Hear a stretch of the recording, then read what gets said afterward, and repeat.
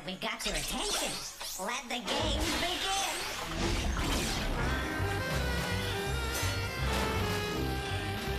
Game cartridges assembling. Greetings. Game loading. Mind your fingers.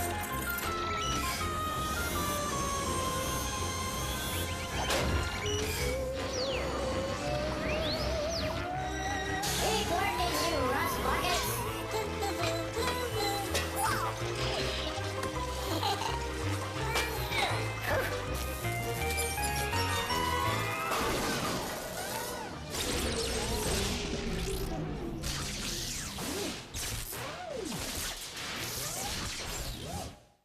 Uh-oh. I don't understand. Every day it seems to be the same problem.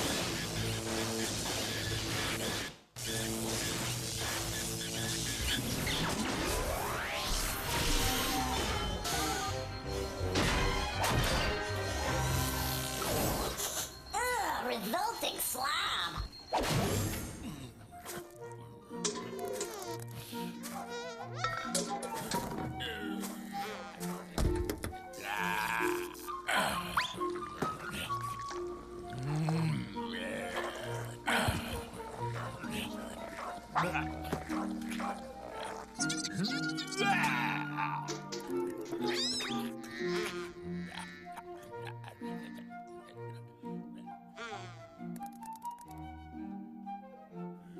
You know, we can learn a thing or two from even the most peculiar people. Even the revolting slob, who I believe is getting ready for the big talent show. I wonder what talent he'll be performing.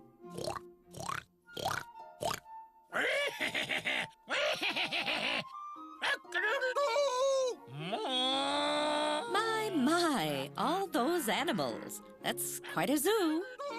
So, viewers, with so many to choose from, are the revolting slob's animal sounds A, diverse, B, divine, or C, divisive? The answer is A, diverse, which means numerous and varied. And I sing? Really? Please do.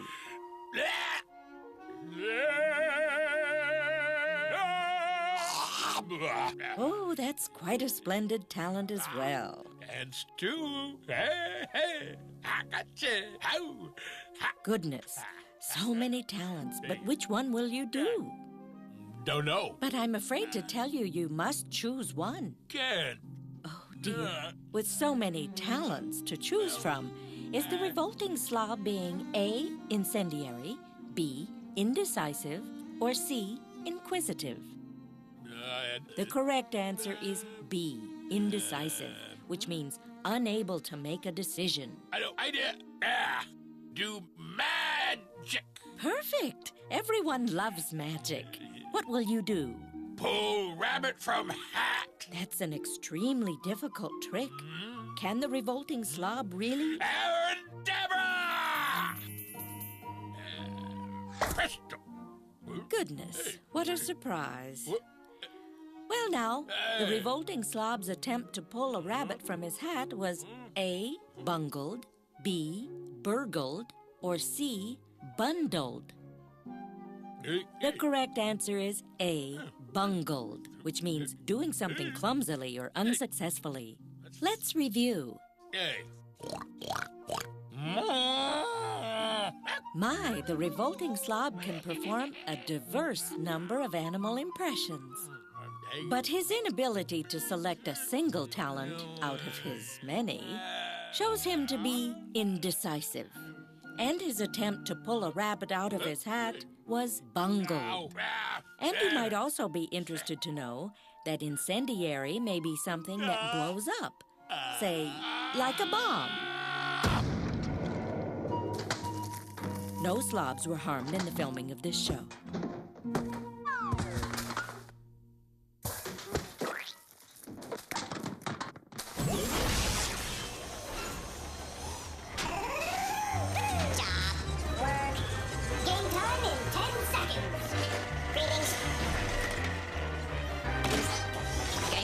Loading.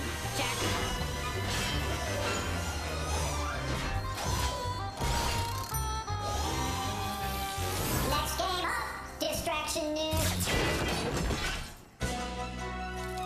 And now, Distraction News with your anchor person, Dora Smarmy.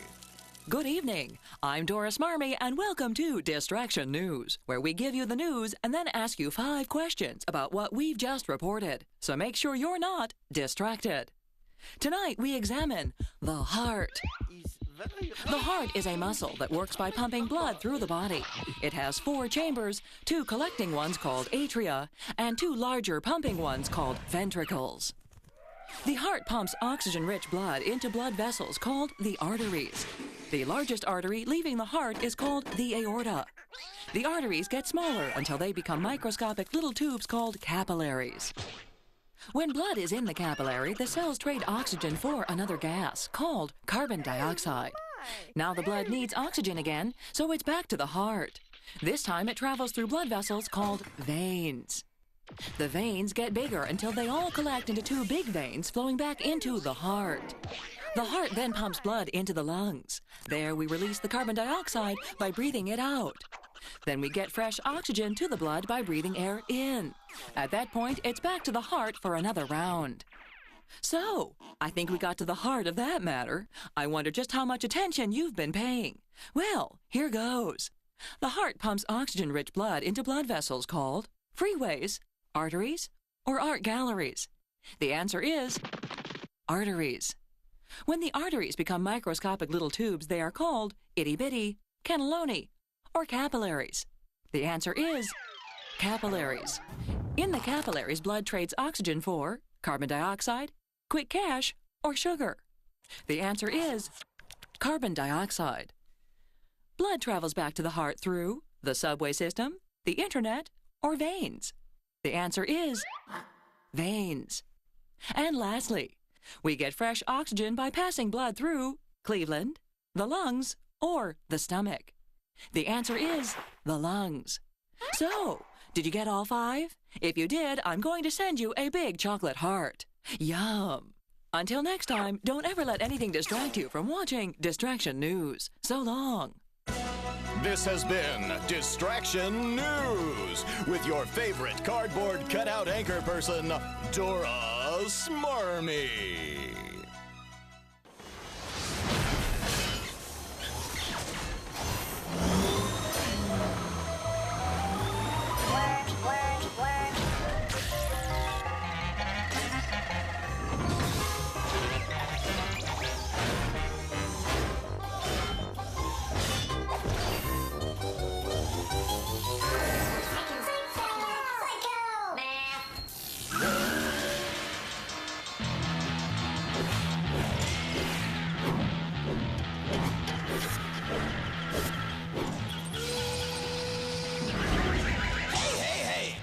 Professor Rocket.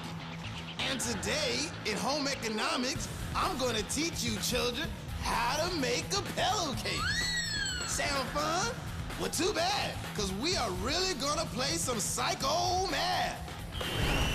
Whoa, being a wise guy always makes my head explode. Okay, now for how psycho math works.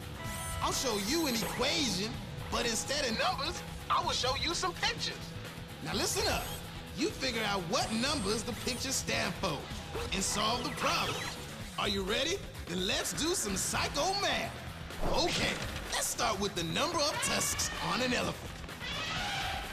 Then add it to the number of donuts in a baker's dozen. Here's a clue.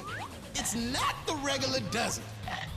Then divide it by the number of ice cream scoops in a triple scoop sundae.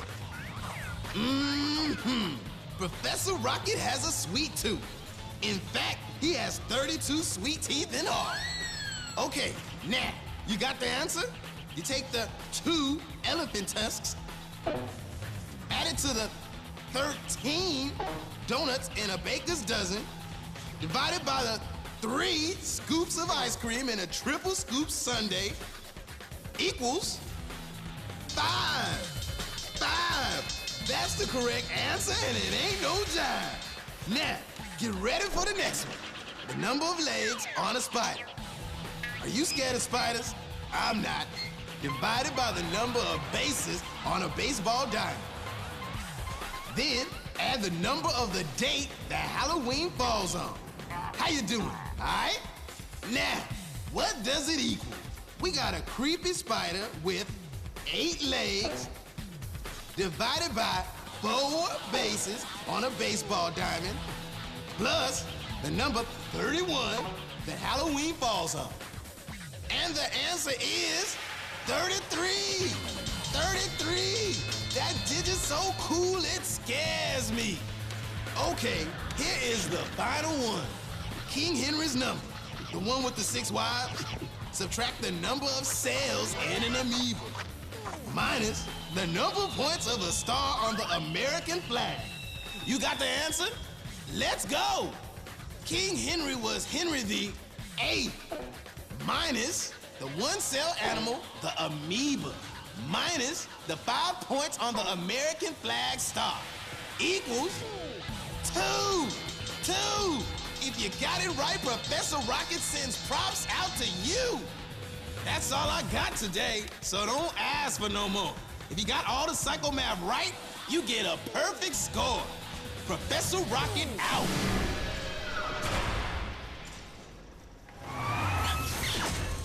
Who's got the next game?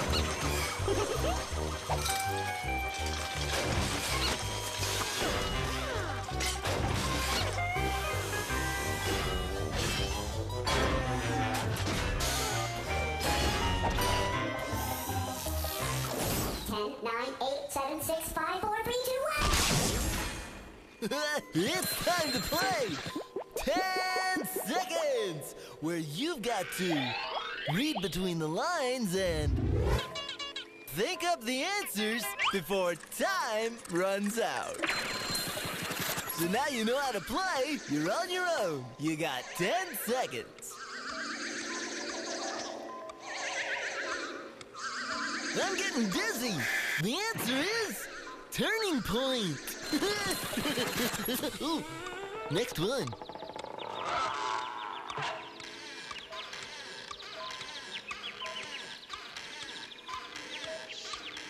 The answer is out on a limb. What's next?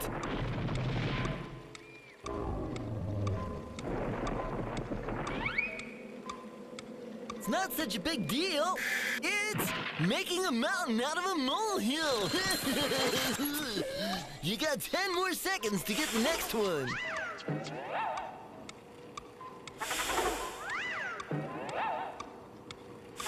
The answer is throwing caution to the wind.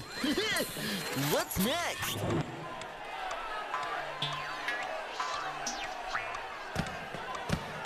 I'm feeling kind of punchy. Did you get it? It's shadow boxing.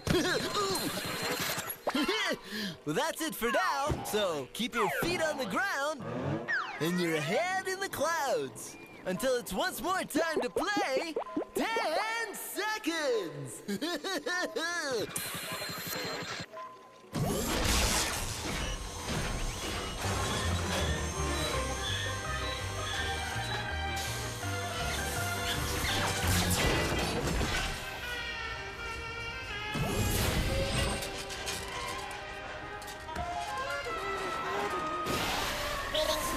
Next.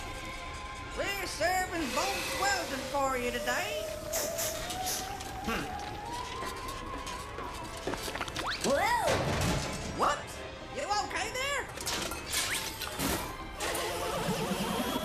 Hey, what? Look at that!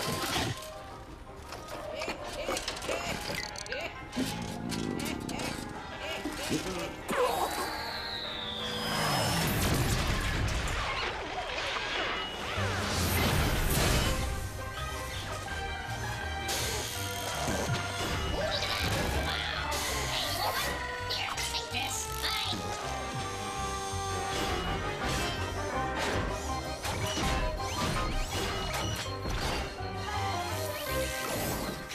Skip pad. Skip pad. Hey, cats. It's your friend Sketch here to lay something heavy on you. Just 'cause you got eyes doesn't mean you always see. You got to get the whole picture before you really know what's going down. Don't believe me? Well, I'm gonna show you some pages from my sketch pad, but not every page.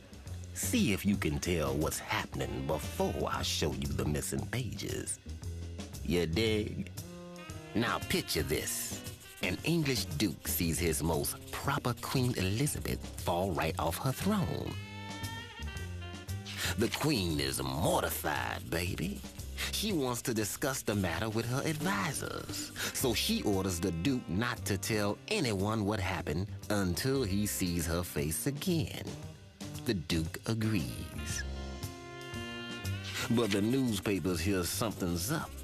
They want the duke to tell them what went down, so they hound the duke night and day. But the duke, he won't talk.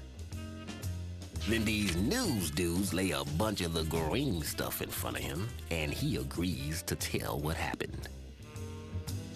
When the queen reads the papers, she flips her royal wig. The duke is brought in, and she reminds him that he wasn't supposed to say anything until he saw her face again. But the duke, he's just chilling.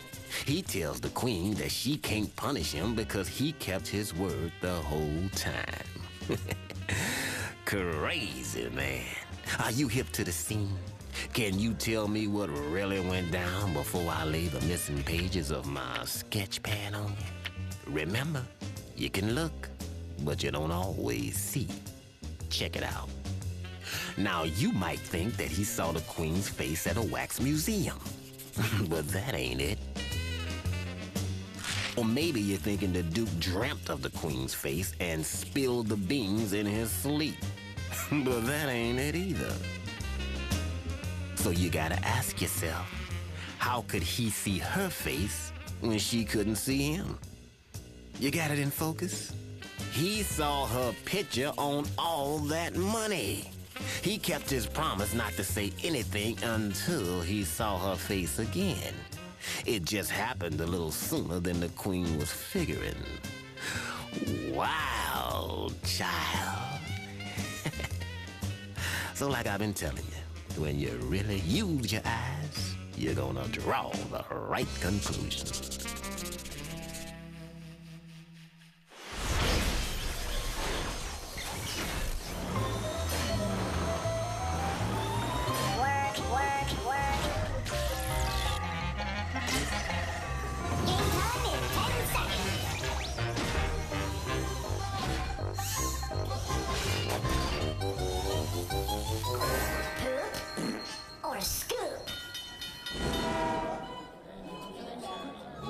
Ladies and gentlemen, hey, I'm talking here. That's better. All right, it's time once again to play Poop or Scoop. Can you tell the straight scoop true from the animal poop false? Test your knowledge of the animal kingdom by separating fact from fiction. Let's start with the shocker. Poop or Scoop. An electric eel generates enough electricity to power a 20-story office building. What's it gonna be? Do electric eels really pack that kind of punch? If you think they do, let me hear you say Scoop. If not, say Poop. Animal poop! And the answer is poop. Yay! An electric eel is like a swimming battery, but not an entire power station. It's capable of releasing a charge of up to 500 volts. And while that won't keep an elevator moving, it's still enough to kill a good-sized fish. Talk about your assault and battery. Next one. Poop or Scoop.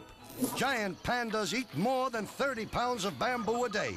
If you think I'm just trying to bamboozle you, vote Poop. But if you think I'm barking up the right tree, vote Scoop.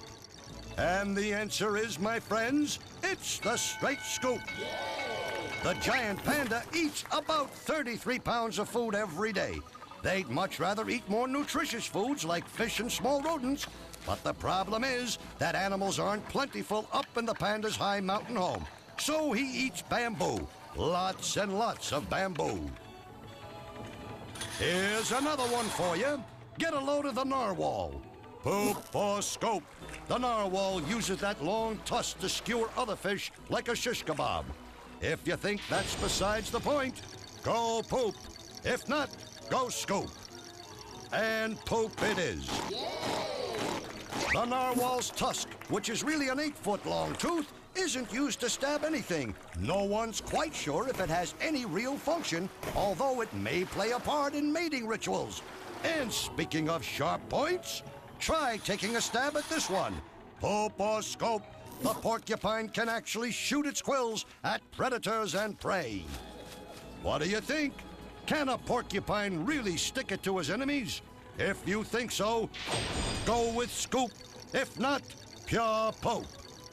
Animal poo. And the answer is, it's pure poop.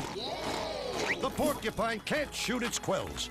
It only releases them after they get stuck in an animal that comes near. Talk about too close for comfort.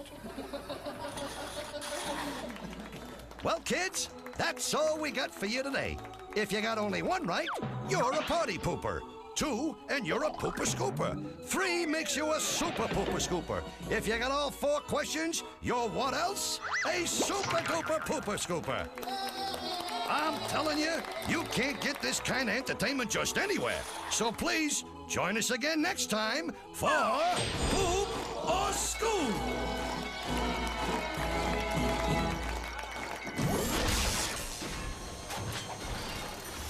Watch your backs. Coming through, coming through.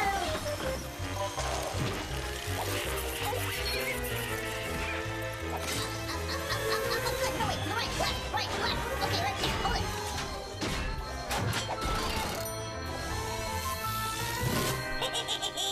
Haunted house party.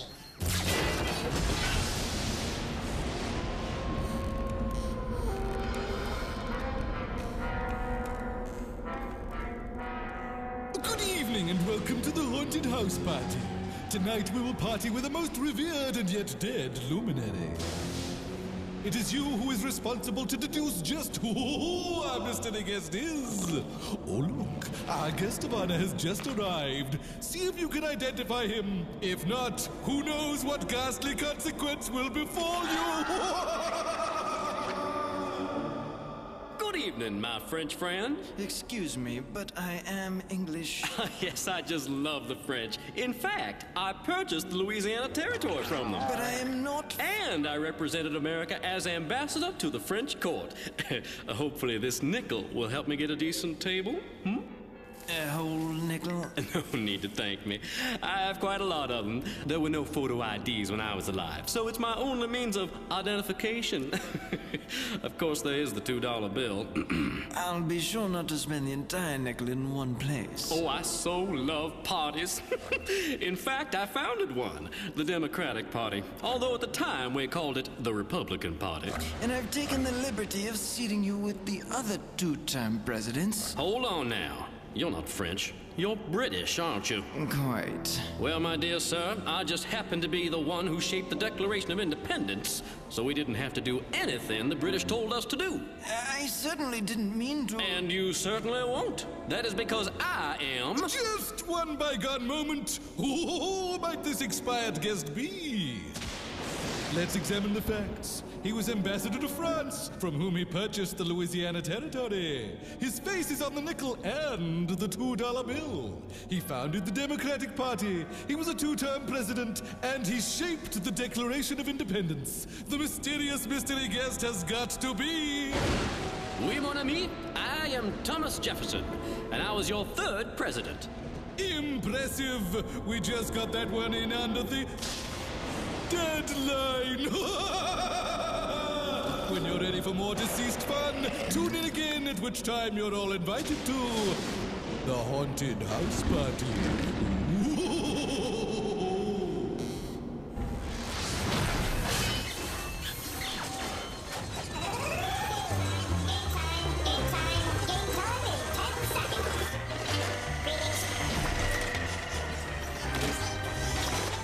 Game cartridge loading. Check.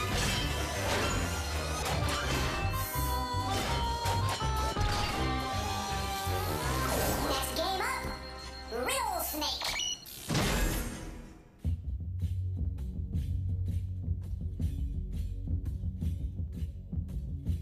dark and mysterious recesses of parts unknown, there resides the strange and riddle-wise creature known only as the Riddle Snake. His music is enchanting, and his riddles are perplexing. So look close and think even closer, closer, closer.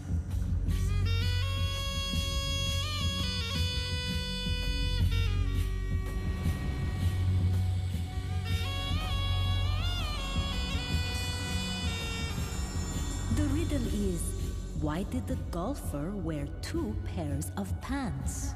Why did the golfer wear 2 pairs of pants?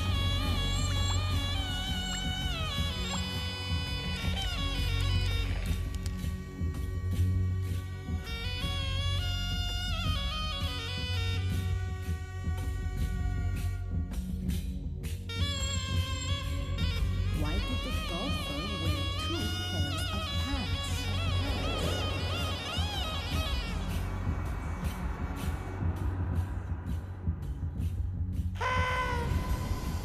And the answer is because he had a hole in one.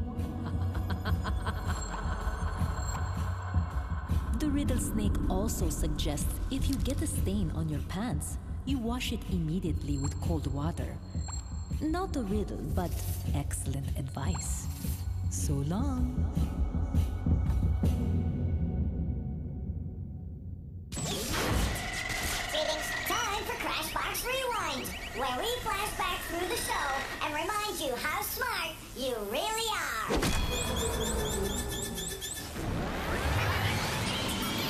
He was ambassador to France, from whom he purchased the Louisiana Territory. His face is on the nickel and the $2 bill.